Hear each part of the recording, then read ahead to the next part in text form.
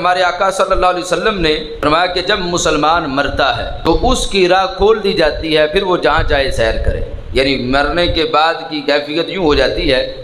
جیسے ایک پرندہ پنجرے میں بند تھا، آپ نے دروازہ کھول دیا، جب وہ پرندے سے نکل گیا اب وہ آزاد ہو گیا۔ نہیں، جب تک پنجرے میں بند تھا تب تک وہ پابند تھا، لیکن جب پنجرے سے نکلا پھر وہ آزاد ہوا۔ تو فرمایا کہ اسی طرح مومن کی روح ہے، دنیا میں ہے، جسم میں بند ہے تو پابند ہے، جب نکل جاتی ہے پھر اللہ اس کو کھلی چھٹی عطا فرما دیتا ہے کہ جہاں جہان میں سیر کرنا چاہیے کرے، کسی مومن کی مدد کی ضرورت ہے اس کی مدد کرے۔ اعلیٰ حضرت رحمۃ اللہ علیہ نے ہمارے آقا علیہ السلام کا دوسرا فرمان وہ بھی ذکر کیا، جس کو حضرت انس بن مالک رضی اللہ تعالی عنہ روایت کرتے ہیں، نوادر الاصول میں ہے۔ فرمایا کہ دنیا سے مسلمان کا جانا اس طرح ہے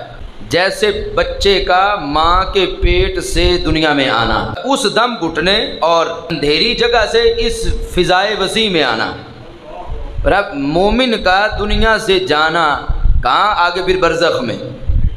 یہ بالکل یوں ہے کہ جس طرح بچے کا ماں کے پیٹ سے پیدا ہو کے دنیا میں آنا ہے، یعنی ماں کے پیٹ میں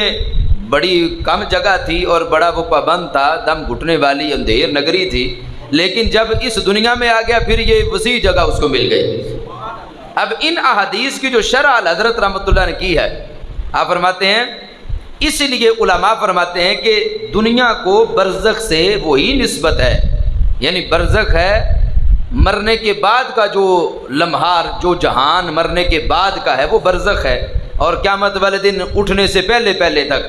یہ عالم برزخ ہے، اور پھر آگے عالم محشر ہے۔ تو اعلیٰ حضرت رحمۃ اللہ علیہ فرماتے ہیں دنیا کو برزخ سے وہی نسبت ہے جو رحم مادر کو دنیا سے ہے۔ یعنی آپ خود دیکھیے کہ ماں کے پیٹ میں کتنی کم جگہ ہے، کتنی تنگی ہے، ماں کے پیٹ کے مقابلے میں دنیا کتنی وسیع ہے، اور یہی نسبت برزخ کو دنیا کے ساتھ ہے کہ برزخ کے سامنے دنیا بڑی معمولی سی ہے اور برزخ بڑی وسیع جگہ ہے۔ اور پھر فرماتے ہیں پھر برزخ کو آخرت سے یہی نسبت ہے، یعنی برزخ کے مقابلے میں آخرت میں پھر مزید وسعتیں ہیں۔ اور پھر آپ فرماتے ہیں اب اس برزخ و دنیا کے علوم اور ادراک میں فرق سمجھ لیجئے کہ اگر بندہ ماں کے پیٹ میں تھا اس وقت اس کا علم، اس کی نظر، اس کا ادراک، اس کا احساس، اس کی عقل کس لیول کی تھی؟ جب دنیا میں آیا اس وقت اس کی نظر، اس کی عقل، اس کے ادراک، اس کا احساس وہ پھر کتنا ایڈوانس ہو گیا، ایسے ہے نا؟ تو اب جس دنیا کی نسبت برزخ سے ہے ہی ماں کے پیٹ کی طرح، اب بندہ دنیا سے برزخ میں پہنچ گیا ہے تو اللہ فرماتے پھر سوچو برزخ میں جا کے کتنا ایڈوانس ہو جاتا ہے۔ اسی لیے ہم نے جو حدیث میں پڑھا سنا کہ مومن کی جو قبر ہے اس کو تعدد نگاہ تک وسیع کر دیا جاتا ہے، تو یہ جو تعدد نگاہ وسیع ہے تو یہ معاملات اس لیے سمجھ نہیں آتے کیونکہ دنیا کا معاملہ اور ہوتا ہے، برزخ کا معاملہ اور ہوتا ہے، اور دنیا کے معاملے میں تنگی ہے، برزخ کے معاملے میں کشادگی ہے۔ تو اعلیٰ حضرت رحمۃ اللہ علیہ فرماتے ہیں اب دیکھو کہ وہی نسبت چاہیے جو علم جنین کو علم اہل دنیا سے۔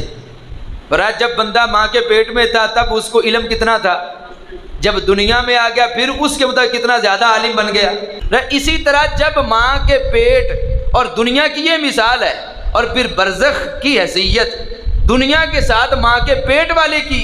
حیثیت کی طرح ہے، تو فرمایا خود سوچو جب بندہ پھر برزخ میں جائے گا پھر اس کے علم میں کتنا اضافہ ہو جائے گا۔ تو اگر ایک ہے پھر عام بندے کا دنیا سے برزخ میں پہنچنا، تو اس کا علم اتنا بڑھ جاتا ہے، تو جن کو دنیا میں ہی اللہ نے بے پناہ علوم عطا فرمائے اور جن کو دنیا میں بڑی طاقتیں عطا کی ہوں، برزخ میں جا کے تو پھر وہ طاقتوں میں کتنا اضافہ ہو جاتا ہے۔ یہ کہتے ہیں فوت ہونے کے بعد ہمیں سمجھ نہیں آتی کہ کس طرح مدد کرتے ہیں، کس طرح وہ آ جاتے ہیں، کس طرح وہ سن لیتے ہیں، ٹھیک ہے؟ تو یہ ایسے لوگ ہیں جو دنیا کو برزخ پر قیاس کرتے ہیں، حالانکہ دنیا کو برزخ پر قیاس کیا جا سکتا نہیں ہے۔ یہ تو بالکل ایسے ہی ہے کہ کوئی کہے کہ ماں کے پیٹ کے اندر جب وہ کسی کی مدد نہیں کر سکتا تو دنیا میں آگے کس طرح مدد کر سکتا ہے؟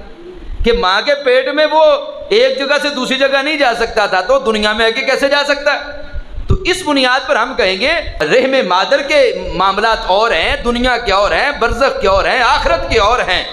اور جب بندہ ان سارے مراحل میں اور سارے جہانوں میں جس جہان پہ جاتا ہے اس کے مطابق اس کا علم، اس کی طاقت اور اس کے احساسات اس کی عقل، اس کی قوت و طاقت اس مطابق ہو جاتی ہے، اور پھر دنیا میں رب لم یزل نے جن کو علم بھی چوٹی کا عطا کیا ہو، جن کو نگاہ کی وسعت بھی چوٹی کی عطا کی ہو، کہ حضرت امیر المومنین امام العادلین حضرت عمر فاروق رضی اللہ تعالیٰ عنہ جیسی ہستیاں اگر کھڑی مدینے میں ہوں تو دیکھ لیتی ہے نعامند کے میدان تک، اور پھر اپنی جو ہے وہ آواز پہنچا بھی دیتے ہیں، وہاں پر ایمان والوں کی مدد کر بھی دیتے ہیں۔ تو جن کو دنیا میں رب نے اتنی طاقت، قوت، پاور عطا کی ہے، جب یہ ہستیاں برزخ میں جاتی ہیں رب پھر ان کو کتنی اور شانیں عطا فرما دیتا ہے۔ اس لیے ان معاملات کو استعانت، استمداد، ددا یا رسول اللہ، حیات النبی، یہ جتنے معاملات ہیں یعنی عبادت، وصال، مدد کے، ان کو ان احادیث کی روشنی میں بندہ سمجھے تو بالکل انسان کی سمجھ کے لیے کوئی مشکل نہیں۔ لیکن اگر وہ بالکل اسی دنیا میں پھنسا رہے اور کہے کہ میں تو اندھا بھی تھا دنیا میں، اور میرے تو ہاتھ بھی نہیں تھے، پاؤں بھی نہیں تھے، یعنی لولا لنگڑا بھی تھا، تو میں مدد نہیں کر سکتا تھا دنیا میں، تو میں پھر برزخ میں جا کے کس طرح مدد کر سکتا ہوں؟